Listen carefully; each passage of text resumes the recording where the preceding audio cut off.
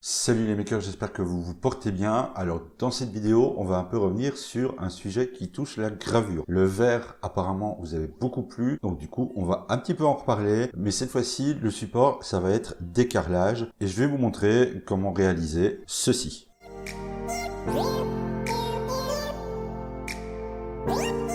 Alors, juste avant de commencer, quelques petites explications sur ce qui va suivre. Je vais essayer de diviser cette vidéo par étapes. Dans un premier temps, la préparation du carrelage.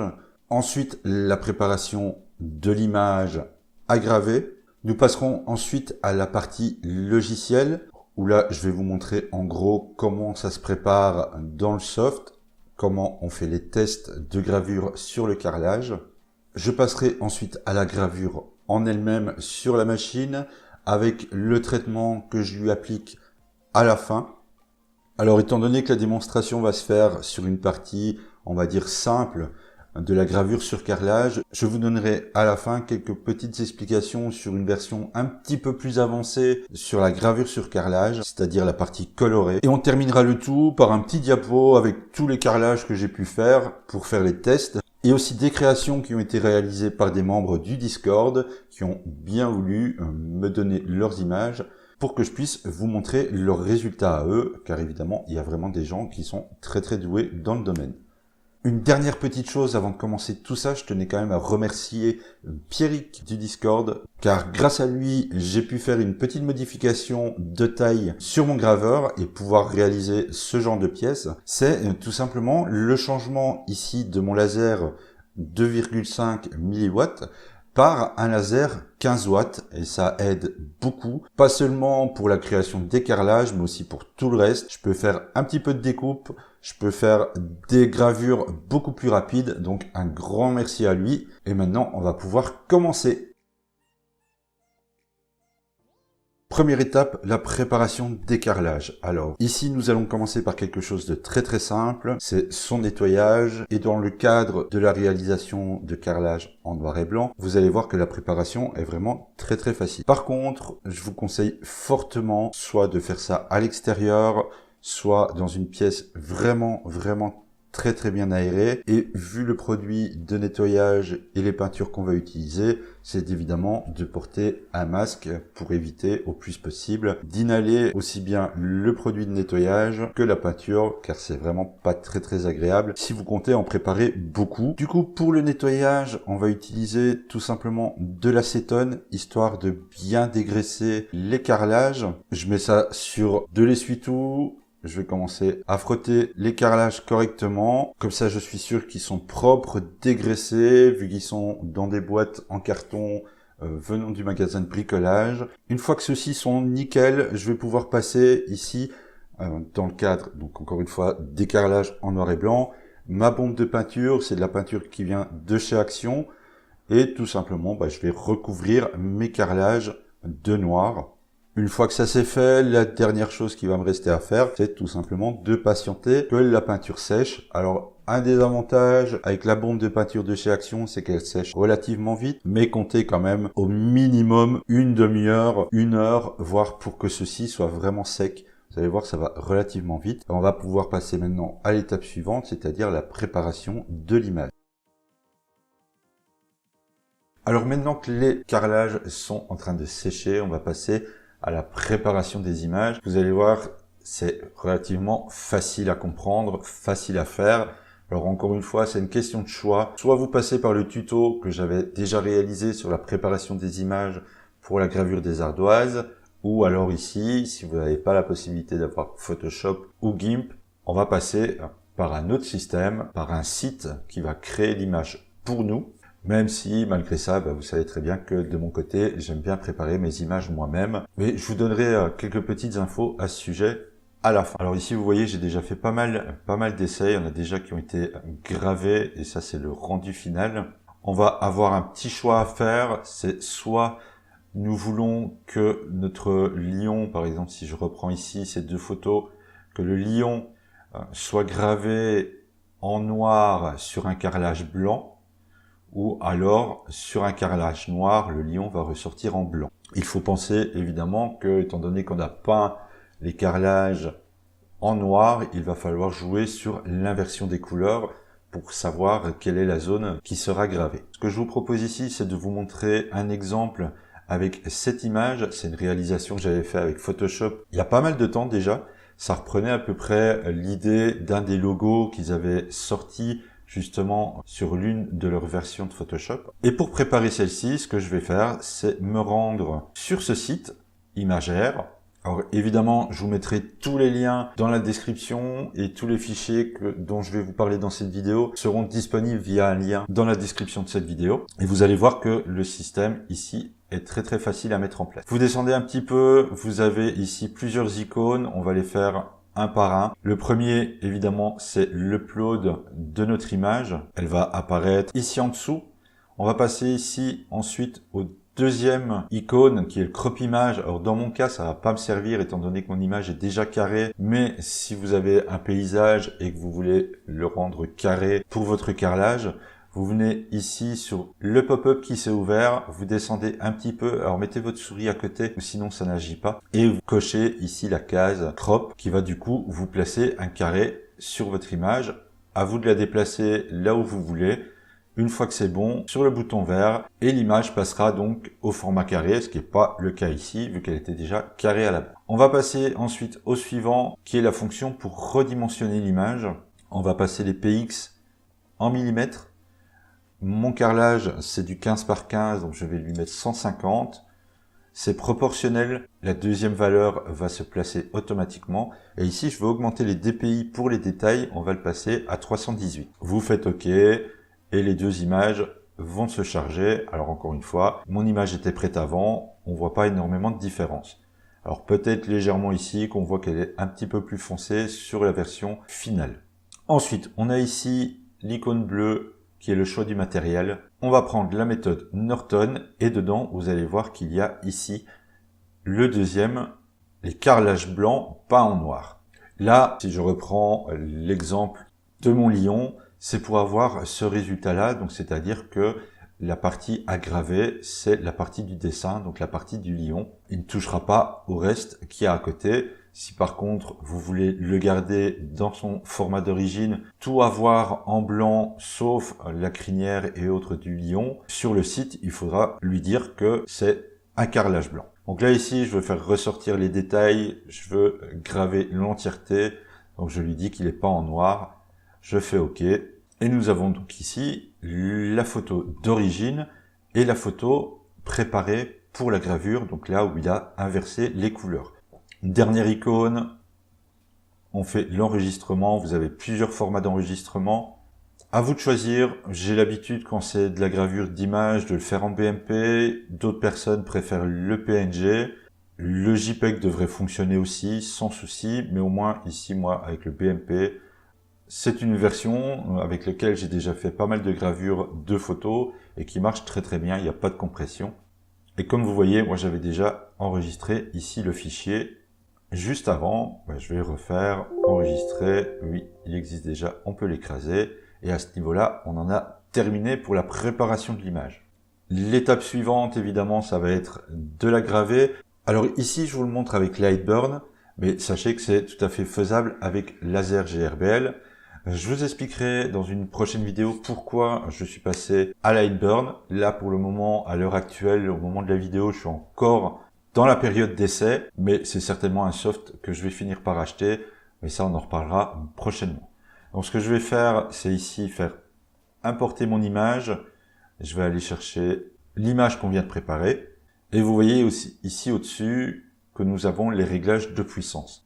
Alors évidemment, c'est pas des réglages qui ont été faits comme ça, c'est des réglages qui ont été trouvés à force de tester. Ça va changer évidemment d'une machine à l'autre, d'un laser à l'autre, surtout au niveau de sa puissance. Mais si vous êtes dans le cas par exemple d'une Ortur 2 avec un laser de 15 watts, normalement ce réglage-là devrait fonctionner parfaitement du premier coup. Sinon, pour trouver la valeur vitesse-puissance, vous allez devoir faire un petit test au préalable. Alors je vous le montre ici, c'est un carré de puissance.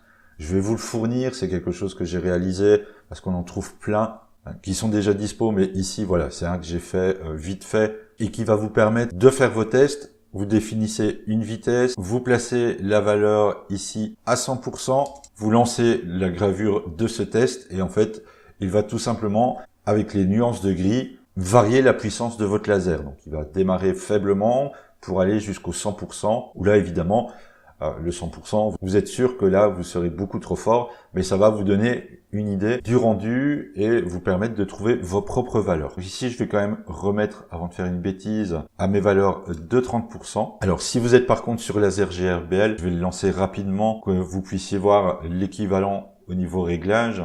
Je reprends évidemment la même image. Je laisse ici les valeurs luminosité et contraste sur 100, c'est donc la valeur, on va dire par défaut, le point blanc à 0. Je mets ici la vitesse comme dans Lightburn à 3000. Et par contre, dans Laser GRBL, c'est pas en pourcentage qu'il faut donner les valeurs, c'est entre 0 et 1000, donc je vais mettre 300. Au niveau de la taille, 150 pour la dimension de mon carrelage. Donc là, je vais le créer et dans Lightburn, je vais donc changer ici en 30% pour la puissance de mon laser. Donc voilà, comme ça vous avez les deux fenêtres ouvertes. Laser GRBL d'un côté, vitesse 3000, puissance 300. Et de l'autre côté, avec Lightburn, vitesse 3000, puissance à 30%. Étant donné que ma machine n'est pas connectée directement à mon PC, ce que je vais faire, c'est d'enregistrer le G-code sur la carte. Donc on a ici le bouton enregistrer G-code.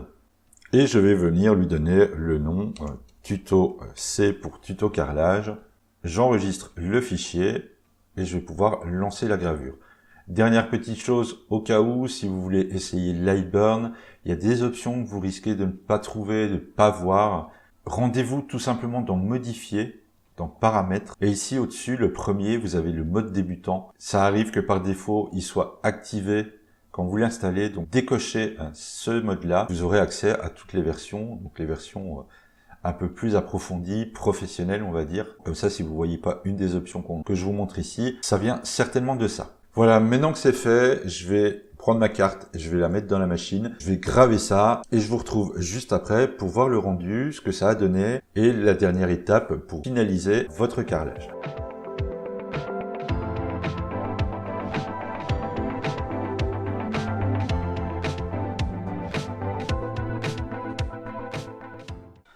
Alors voilà, la gravure elle est terminée. Je vais essayer de cadrer ça correctement. Alors, on la voit.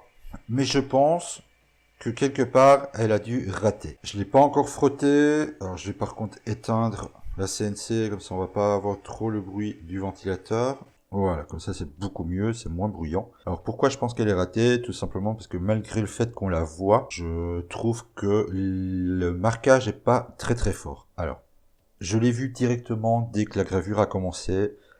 Mais je me suis dit que j'allais pas l'arrêter parce que dans cette vidéo, je comptais vous montrer que faire en cas d'échec. Et du coup, au lieu d'attendre la fin de la vidéo, je vais vous faire ça maintenant.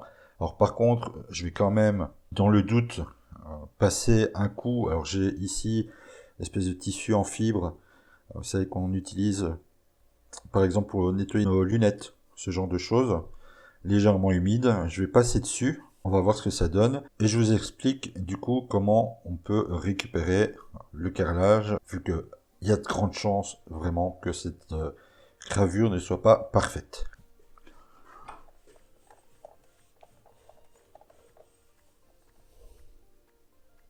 Alors voilà, comme je vous l'ai dit, ça se voit clairement une fois que j'ai passé le tissu dessus. Il y a des zones qui sont vraiment pas marquées du tout. Alors désolé, il y a un peu de reflet avec la lampe qui éclaire. Je vais vous la prendre en photo et vous la mettre hop, ici à côté. Comme ça, vous allez mieux voir le résultat. Je vais du coup relancer le fichier avec une puissance beaucoup plus élevée. Je vais, je pense, passer aux alentours des 50%. Ça devrait le faire cette fois-ci. Pendant qu'elle grave, alors évidemment, comme j'en avais préparé plusieurs, j'en avais préparé deux. En général, c'est comme ça que je fais, c'est que j'en ai un qui me sert de test pour paramétrer le fichier et le deuxième qui sera donc normalement, si tout va bien, le définitif. Donc c'est ce que je vais faire. Je vais placer le deuxième que j'avais préparé et relancer la gravure à 50% de puissance. Et celui-ci, je vais tout simplement le récupérer pour recommencer une autre gravure bien plus tard. Donc voilà, désolé pour le son, vu que je peux pas faire ça où je veux, je suis obligé de faire ça encore une fois dans ma salle de bain, surtout pour filmer. Normalement je fais ça dans un bac, rien que pour ça, mais bon, Je n'ai pas trop de recul pour vous montrer ce que ça donne, donc je le fais ici, je sacrifie ma salle de bain. Du coup, je vais vous montrer comment récupérer donc ce carrelage. On voit dans les reflets qu'il a été gravé. Ce que je vais faire, c'est que je vais revenir avec mon acétone qui va tout simplement, je viens en mettre un petit peu, quelques gouttes sur le carrelage avant qu'il se barre. Hop, je le passe un petit peu dessus et regardez, c'est magique, la peinture est dissoute. Je vais en mettre un petit peu sur mon éponge. Alors évidemment, n'oubliez pas, quand vous manipulez l'acétone comme ça, je conseille fortement de mettre un masque. C'est vraiment un produit qui est relativement nocif. Et donc je viens frotter mon carrelage, tout simplement. J'ai pas trop à forcer en fait. Ça part relativement facilement. Alors j'espère que je suis toujours dans le cadre. Ouais. Vous voyez que la peinture est dissoute.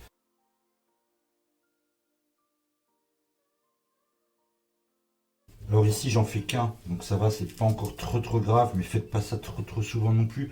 Parce que l'acétone avec la canalisation, c'est vraiment pas l'idéal. Moi je vais même ici, avant de la verser, fermer la sortie et vraiment le noyer dans la flotte.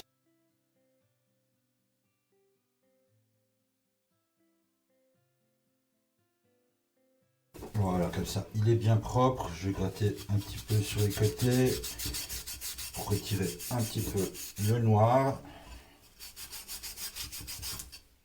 Mais bon, c'est pas encore trop grave vu que il sera repeint exactement de la même couleur. Et nous voici avec le carrelage qui a raté, totalement opérationnel pour repasser à la peinture et recevoir sa nouvelle gravure. Bon, voilà, du coup maintenant je suis bon pour nettoyer cette baignoire, pour éviter que les particules s'en aillent dans mes canalisations, et puis pour éviter que la peinture reste incrustée dans le fond de celle-ci. Donc ça, à pas refaire, faites ça vraiment dans un bac, c'est pareil. Nous en arrivons donc à la dernière partie de cette vidéo. Alors je vais essayer de faire cette partie relativement courte car il reste vraiment que quelques détails à vous expliquer et à vous donner au niveau des infos pour pouvoir commencer et pouvoir vous y mettre vous-même. Sachez qu'il y a d'autres possibilités, d'autres réalisations possibles avec ce système, avec ces carrelages. Alors par contre, je vous le dis tout de suite, c'est beaucoup plus complexe, non pas à préparer, car finalement c'est exactement la même chose que pour le noir sur le carrelage. C'est l'acétone pour le nettoyage, plus les à-coups de peinture pour le couvrir. Mais vous pouvez tout à fait vous amuser à colorer les carrelages avant de les recouvrir de la surface noire. Alors par contre, la partie où ça devient un petit peu plus compliqué, c'est qu'il va falloir bien choisir vos couleurs pour qu'elles puissent se superposer entre elles sans se mélanger. J'ai rencontré pas mal de soucis avec les bombes de couleurs de chez Action, avec des bombes du magasin de bricolage. Alors si vous vous y connaissez en peinture, il n'y aura pas de soucis, ou sinon renseignez-vous pour savoir lesquelles vont être compatibles entre elles. Car malheureusement, ce qui risque d'arriver, c'est que les couches de couleurs vont très bien passer ensemble, mais une fois que vous allez arriver sur la partie noire à recouvrir, eh bien là, ça va dégénérer, ça va cloquer, ça va craquer, ça va disparaître, ça va se dissoudre. Enfin bref, j'ai eu absolument tous les cas. Et je vous avoue qu'ensuite, au niveau des réglages, quand ça fonctionne, eh bien c'est aussi un petit peu plus compliqué. D'un carrelage à un autre, ça peut tout à fait changer. Il y a vraiment beaucoup de paramètres qui vont rentrer en compte si vous voulez vous amuser à faire ce genre de réalisation. Alors, c'est pas impossible. Si vous êtes persévérant, vous arriverez certainement à le faire et peut-être beaucoup mieux que moi. D'autres ont réussi. Une petite indication peut-être, si vous avez l'occasion, j'ai déjà vu beaucoup de gens utiliser des peintures primaires mi-colorées. Ici, à ma disposition, j'ai toujours que les mêmes couleurs, c'est du blanc, du gris. Je ne vais pas tester d'autres couleurs pour voir si ça fonctionne.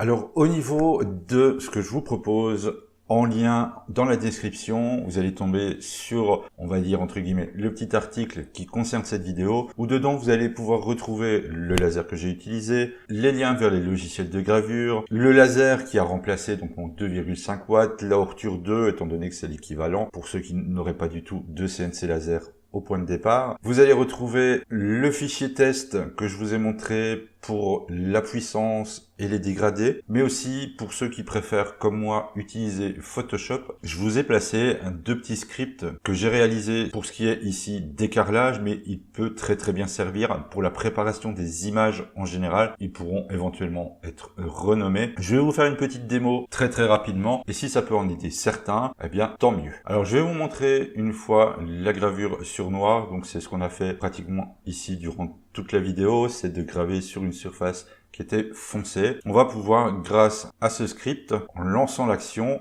avoir toutes les fenêtres qui vont s'ouvrir une après l'autre pour le réglage et la préparation de votre image. Donc ici, pour ce qui est du carrelage, on va taper sur une hauteur de 150 mm. Alors j'en change qu'un, tout simplement parce que la largeur, pour le moment, je ne l'ai pas encore recadré. Ici, je vais passer en 318, comme je vous ai expliqué dans le début de cette vidéo. On va faire OK. Ensuite, il va tout simplement venir chercher l'outil de recadrage. Il va changer le mode en noir et blanc, vous demander de régler la luminosité et le contraste de votre image. Au niveau des niveaux, pareil, il va vous proposer de faire les petits réglages nécessaires. On va accentuer ici un petit peu les détails de la peau au besoin pour qu'il soit beaucoup plus contrasté. Il va changer le mode, donc ici en négatif, étant donné qu'on va graver sur un carrelage noir. Il va ouvrir votre fenêtre pour l'enregistrement, vous l'enregistrez où vous voulez. Et voilà, le script est terminé. Je vous ai fait la même chose dans la gravure en blanc. Alors vous voyez ici, il y a des petites fonctions d'arrêter. Je vais juste le lancer pour vous montrer ce que ça fait. Si vous ne connaissez pas du tout le principe, il va vous afficher des petits messages pour vous indiquer en gros ce que vous allez devoir faire. Si vous n'en avez pas besoin, il suffit de venir sélectionner les fonctions arrêter et de venir cliquer sur la petite corbeille et on va pouvoir les retirer du script. Et bien évidemment, pour ceux qui connaissent, vous pouvez tout à fait les modifier, ils ne sont pas verrouillés. Vous pouvez les ajuster, faire des modifs, rajouter des commandes et ça, je vous les ai mis aussi sur le site. Alors, dernière petite chose avant de vous laisser, je ne sais pas si vous avez remarqué, mais sur la chaîne, la bannière de celle-ci a changé et je la dois à Anaïs. Alors, Anaïs est une infographiste belge qui m'a fait le plaisir de réaliser cette bannière. Je vous invite fortement à aller voir son site, évidemment que je vous mets aussi dans la description. Elle est infographiste, elle vit en Belgique et elle fait des trucs de ouf. Je vous laisse évidemment aller le visiter, mais dites-vous que pour nous qui sommes dans l'impression 3D, eh bien ces personnages-là qu'elle réalise ont été imprimés, donc c'est passé du dessin à l'impression. Je vous conseille fortement d'aller faire un tour, et évidemment en cas de besoin, eh bien n'hésitez pas tout simplement à la contacter. Voilà, maintenant je vous laisse, je vous dis à bientôt dans une prochaine vidéo. Je vous laisse avec les photos de ce que les membres du Discord ont pu réaliser. N'hésitez pas évidemment à nous rejoindre sur celui-ci si vous avez envie de partir dans des délires de création dans le genre des carrelages. On s'est vraiment et on continue vraiment à bien s'amuser à ça. Je vous prépare encore une dernière vidéo pour l'année avec un autre support sur lequel on s'est amusé. Et évidemment, si vous avez envie de voir la suite, si vous avez envie de voir la dernière vidéo de cette année, eh bien n'hésitez pas non plus à vous abonner. J'attends évidemment vos idées, vos suggestions, tout ça dans les commentaires. N'hésitez pas et dès que j'ai l'occasion, j'essaierai d'y répondre le plus vite possible. Allez, à bientôt pour la dernière vidéo de l'année.